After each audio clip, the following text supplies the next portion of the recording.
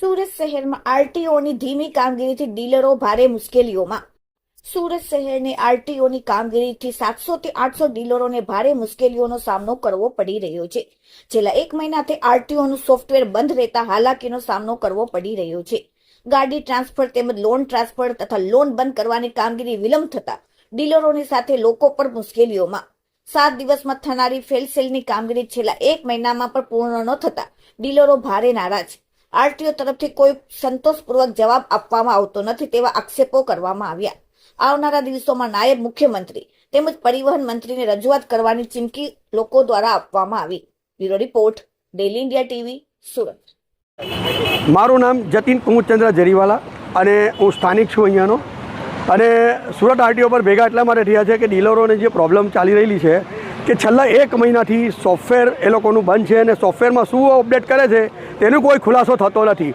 જ્યારે ફ્રેશલેસની કામગીરી કરીએ છીએ ને તો 7 દિવસની અંદર પૂર્ણ કરવાની હોય છે, પણ આજે 1 મહિના પછી પણ છે ને પૈસા તો લઈ લે છે પણ એપ્રુવ થતું નથી અને એનો કોઈ ખુલાસો કોઈ કરતું નથી. એ બેવડી નીતિની એ શું છે તે ખબર પડતી નથી. સીધી ગણતરી કરીએ ને તે બધા ડોક્યુમેન્ટ્સ ઓકે હોવા છતાં અપલોડ થઈ જાય છે, એક્સેપ્ટ થઈ જાય છે.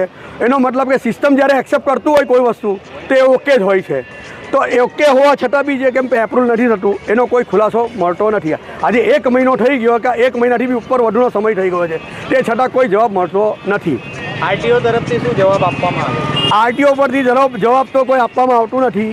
એ લોકોને એક જ જવાબ છે કે જ્યારે પબ્લિકને કોઈ તકલીફ નથી તો તમને શું તકલીફ છે. અધિકારીઓનો આ જવાબ છે. હવે એના માટે દરેક વસ્તુ માટે હાઈકોર્ટમાં જવાનું છે.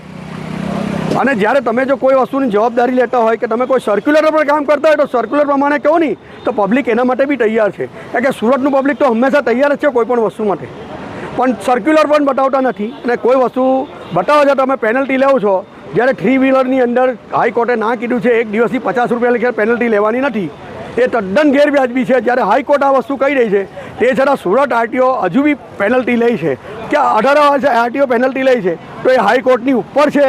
અને માની લો સર્ક્યુલર અમને બતાવે છે તો સર્ક્યુલરમાં સોફ્ટવેરમાં કોઈ અપડેટ નથી થયું હજુ, તો એના પ્રમાણે રીપાસિંગની અંદર જે પૈસા લેવામાં આવે છે વધારાના, જે હાલ અત્યાર સુધી લેવામાં નહોતા આવતા હતા અને સોફ્ટવેરમાં પણ અપડેટ નથી થયું, તો એ સર્ક્યુલેટર શું છે તે મને કહો કે આ બેવડી નીતિ કઈ રીતે ચાલે છે.